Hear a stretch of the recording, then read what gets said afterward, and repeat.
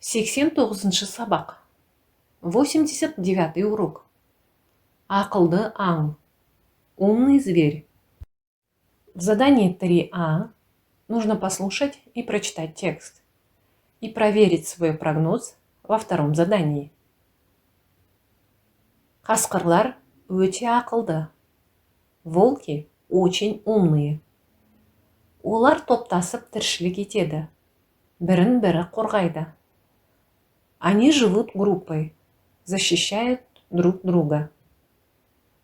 Жорыққа шыққан кезде ең алда кәрі, ауру қасқырлар жүреді. Когда они выходят в поход, впереди идут старые, больные волки. Қалған қасқырлар алға шықпайды. Остальные волки вперед не выходят.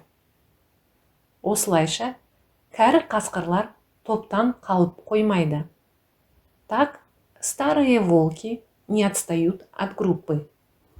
Олардан кейін ең мықты қасқырлар жүреді. После них идут самые крепкие волки. Қалған қасқырлар ортада болады. Остальные волки находятся посередине.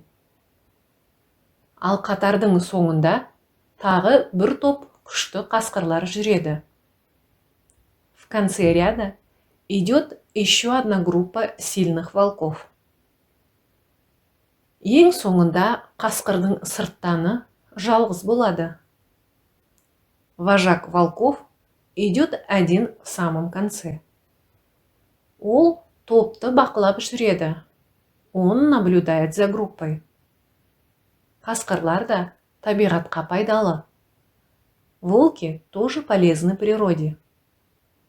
Олар көбіне әлсіз, ауру аңдарды ұстайды. Они чаще охотятся на обессилевших, больных зверей.